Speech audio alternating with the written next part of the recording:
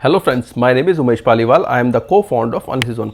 Friends, in this video we will discuss MKCL, Maharashtra Knowledge Corporation Limited.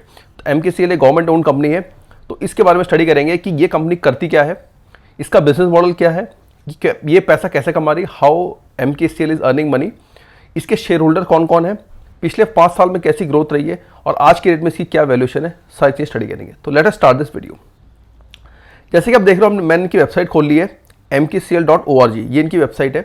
इस website पे home page पर अगर आप आएंगे तो आपको ये दिखेगा. ठीक है, इनके अलग अलग प्रोडक्ट्स हैं. अगर आप अबाउट अस में जाओगे, अबाउट MKCL ओपन करोगे तो आपको पता चलेगा Maharashtra knowledge corporation limited was promoted by department of higher and technical education, government of Maharashtra and was incorporated under companies act 1956. ठीक है, तो मेजरली ये ओन करती है government of Maharashtra. Almost I think 37% stake है. मैं भी आपको एनुअल रिपोर्ट कर दिखा दूंगा कि गवर्नमेंट महाराष्ट्र कितने स्टेक है इसके अंदर.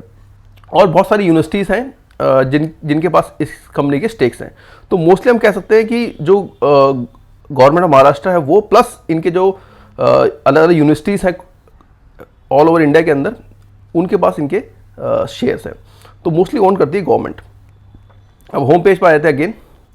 अगर मैं स्क्रॉल डाउन करके लाऊं, देखो ये MKCL के बेसिक प्रोडक्ट्स हैं. MKCL आप समझ लो बेसिकली क्या करती है कि ये मोस्टली एक एजुकेशन टेक कंपनी है. एड टेक कंपनी जो हम कहते हैं, जैसे बायजूस हो गई, जो बायजूस तो फर्स्ट क्लास से 12th क्लास के बच्चों को पढ़ा रही है. ये बेसिकली कोर्स कराते हैं स्किल डेवलप करने के लिए. स्किल्स डेवलप कैसे की जाती है, जैसे अगर मैं बात करूँ, हमने ऑल प्रोग्राम सेलेक्ट किए. अगर मैं इस पर क्लिक करूँ तो ये एक इनका प्रोग्राम है जिसको MSCIT कहते हैं. ठीक है, अगर कोर्स डिटेल में आओगे तो बेसिकली क्या है, MSCIT is information technology literacy course started by MKCL in the year 2001.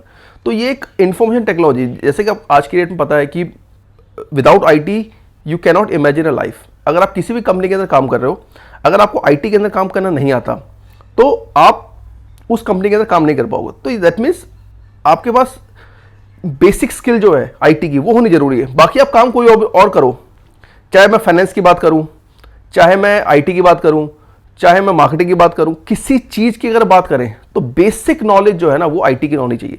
तो उसके बेसिक कोर्स कराते हैं. अगर आप देखोगे कोर्स सिलेबस पे क्लिक करोगे तो आपको यहाँ पता चल जाएगा कि ये क्या क्या चीज़ें इसके अंदर कराते हैं. बेसिक कंप्यूटर स्मार्टफोन स्किल्स कराते हैं. ठीक है, डेटा क्या होता है, गूगल सेल्फ ड्राइव कार क्या है, ये सारे इनके अलग अलग प्रोडक्ट्स हैं. बेसिक जो कराते हैं कि आपका MS वर्ड, MS एक्सेल के अंदर काम करना आपको आना चाहिए, क्योंकि बेसिक है, हर चीज़ में यूज़ होता है. तो इस तरह के बेसिक कोर्स कराते हैं.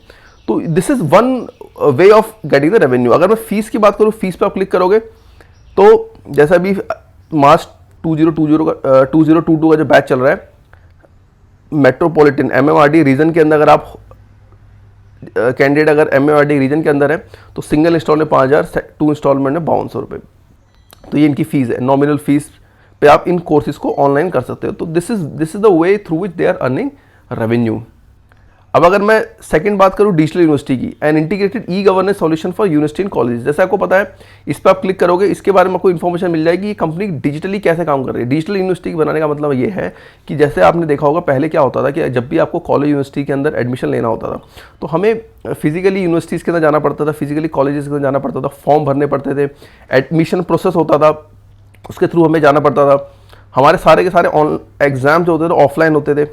ठीक है, और जो डिग्री मिलती थी वो ऑफलाइन मिलती थी. तो वो सारा का सारा डिजिटल करने की इन्होंने कोशिश करी है. जैसे ऑनलाइन एडमिशन हो सकते हैं, आप घर बैठे देख, जितनी भी यूनिवर्सिटी इनके साथ टाई अप कर रखा है उन यूनिवर्सिटीज़ के अंदर अगर आपको एडमिशन चाहिए, so by sitting at the home you can select the universities, you can see how many courses are there.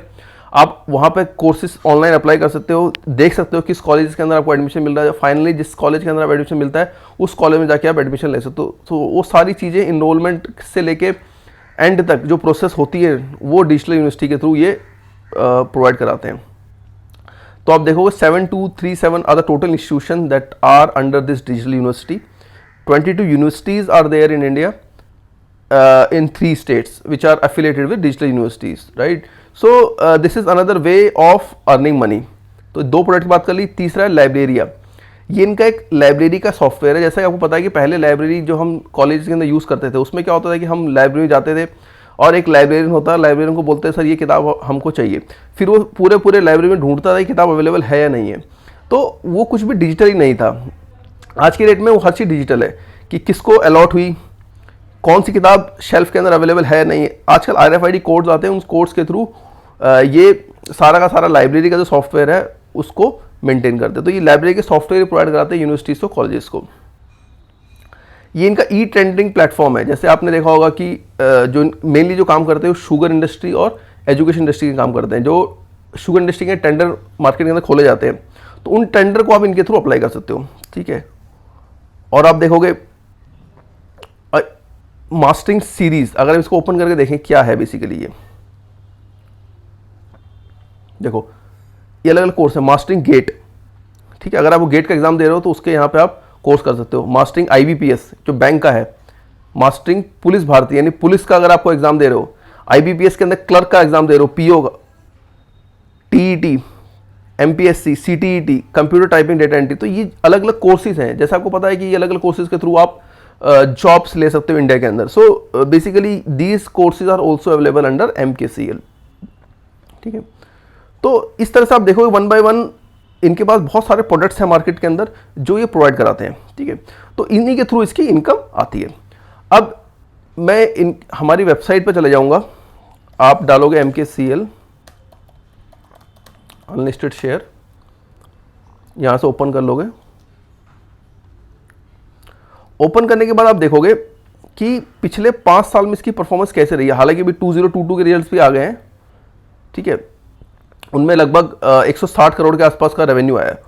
तो अगर आप देखो ना पिछले 5 सालों में, देखो 2016 में इनका रेवेन्यू था 161 crore, because these figures are in lakh.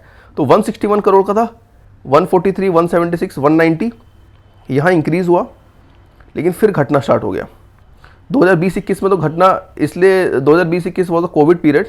तो कोविड पीरियड की वजह से क्या हुआ था कि ये जो जितने भी कोर्सेज कराते हैं ना इनके ऑफलाइन सेंटर्स पे ज़्यादातर, जैसे मैंने MSc IIT का कोर्स बताया था, तो वो बेसिकली ऑफलाइन मोड पे चलते हैं, तो वहाँ दिक्कत आई थी।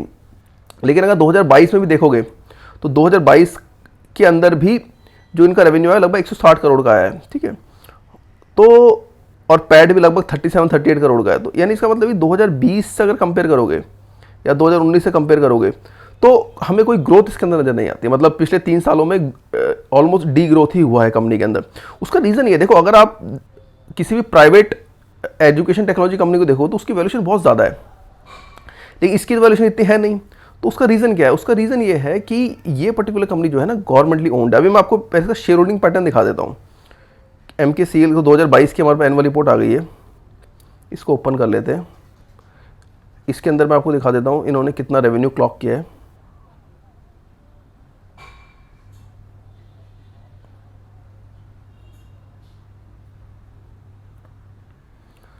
अगर इसको आप ओपन करोगे तो आप देखोगे 2021-22 में इनका जो टोटल रेवेन्यू है अदर इनकम 24 करोड़ की है, तो लगभग 144-145 करोड़ के आसपास का है, ठीक है ना। जो कि अगर आप कंपेयर करोगे 2019 तो 190 करोड़ था। यानी पिछले 3 सालों में कोई ग्रोथ इसके अंदर नजर नहीं आती। और अगर आप किसी भी कंपनी के अंदर इन्वेस्टमेंट कर रहे हो तो हमेशा ध्यान रखना कि ग्रोथ कंपनीज हमेशा आपको पैसा बना के देंगी। जहां ग्रोथ आ रही है वहां पर हमेशा पैसा बनेगा। चाहे हो सकता है कि शेयर को मूव करने में टाइम लगे, उसकी वैल्यू रिकॉग्नाइज करने में टाइम लगे, बट जहां पर ग्रोथ आती है वहीं पर पैसा बनता है, जो इसके अंदर हमें नजर नहीं आ रहा है। अगर मैं इसके शेयर होल्डिंग पैटर्न की बात करूं,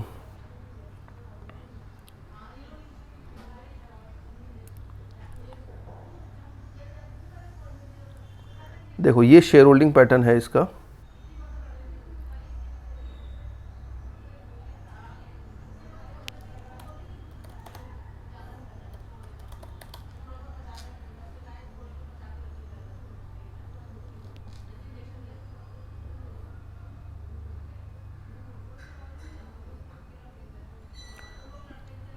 देखो 37% स्टेक तो किसमें, directorate of information technology general administration government of Maharashtra, है ना। जो मैंने बताया था कि ये प्रमोटेड बाई गवर्नमेंट महाराष्ट्र, तो उसके बाद 37% स्टेक है, ठीक है। तो मेजॉरिटी स्टेक इनके पास है। कुछ अगर आप देखोगे स्टेक जो है ना यूनिवर्सिटीज़ के पास है, वो इसमें अभी सर्च नहीं हो रहा है, लेकिन आप देखोगे ना, अगर आप हमारे पोर्टल पे आ जाओगे तो पोर्टल पे आप देखोगे, डॉक्टर बाबा साहब अम्बेडकर मराठवाड़ा यूनिवर्सिटी, इसके बाद 4.5 स्टेक है। सावित्री भाई फुले पुणे यूनिवर्सिटी, इसके बाद 4.5 है। तो जितनी भी आप देखोगे, जितनी भी यूनिवर्सिटीज़ हैं उनके पास स्टेक्स हैं। तो इसमें सबसे बड़ी दिक्कत तो ये है कि इसका IPO कैसे आएगा, वो एक क्वेश्चन मार्क है, क्योंकि most of the stakes are with government. अब गवर्नमेंट इस पर IPO लाएगी नहीं लाएगी वो हमें कह नहीं सकते। तो इसके अंदर इन्वेस्टमेंट जो आप करोगे तो उसमें आपको अनलिस्टेड मार्केट के अंदर ही कहीं ना कहीं निकलना पड़ेगा, ठीक है। अब अनलिस्टेड मार्केट में एक चीज़ हमें ध्यान रखना कि अगर मैं आज कोई स्टॉक ले रहा हूँ, फॉर एग्जांपल MKCL आज 400, 450, 500 रुपये पे चल रहा है। अगर मैं आज 500 रुपये पे स्टॉक को लेता हूँ, हमें मान लेते हैं कि इसका IPO नहीं आएगा, एग्जाम्पल के लिए। हो सकता है IPO आए, लेकिन अभी मान के चलते हैं इसका IPO नहीं आएगा, तो यानी आपको निकलना पड़ेगा, एग्जिट करना पड़ेगा अनलिस्टेड मार्केट के अंदर ही। अब आप अगर 500 पे चीज़ लेते हो तो 1000 होगी, 1500 होगी, 2000 होगी। इसकी प्रोबेबिलिटी बहुत ज़्यादा तभी होगी कि ये 1 टाइम, 2 टाइम, 3 टाइम आपको रिटर्न दे पाएगा जब इसके बिजनेस के अंदर ग्रोथ आएगी, इसकी बॉटम लाइन ग्रो होगी, इसकी टॉप लाइन ग्रो होगी। लेकिन अगर आप 5 साल में देखोगे वो ऐसा हो नहीं रहा, ठीक है ना, वैसा होता हुआ नजर नहीं आ रहा। तो जिसके कारण क्या है कि बहुत ज़्यादा इन्वेस्टर इसके अंदर इन्वेस्टेड होने के लिए तैयार नहीं होंगे, क्योंकि जहां ग्रोथ आती है ना वहीं इन्वेस्टर आता है, और जहां इन्वेस्टर आएगा वहां डिमांड बढ़ेगी तो प्राइस बढ़ेगा। तो उसकी वजह से हमें लगता है कि इस पर्टिकुलर कंपनी के अंदर ग्रोथ नजर नहीं आ रही। जब ये ग्रोथ आनी स्टार्ट होगी तब इसके अंदर एंटर करो तो पैसा बन सकता है, अदरवाइज बहुत मुश्किल है।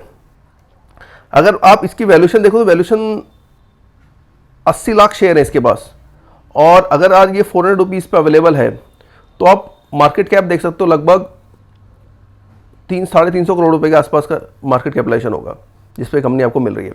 हालांकि बहुत सस्ते रेट पे अवेलेबल है, मार्केट कैपिटलाइजेशन 350 करोड़ रुपए, पूरी एक अच्छी एजुकेशन टेक्नोलॉजी कंपनी बन रही है। लेकिन गवर्नमेंट ओन्ड है, इसकी वजह से बहुत ज़्यादा एग्रेसिव मार्केटिंग नहीं है। एग्रेसिव मार्केटिंग ना होने की वजह से ग्रोथ नहीं है, और ग्रोथ नहीं होने की वजह से शेयर प्राइस के अंदर मूवमेंट आना बहुत मुश्किल है। तो होप ये वीडियो को पसंद आया होगा। इस वीडियो मैंने डिस्कस करने की कोशिश करी ब्रीफ में कि कंपनी करती क्या है, पिछले 5 साल में कैसी ग्रोथ रही है, वैल्यूएशन क्या है, क्यों इसका IPO आना डिफिकल्ट है, और क्यों इसके अंदर ग्रोथ ना आने की वजह से इसके स्टॉक प्राइस में मूवमेंट आना मुश्किल है।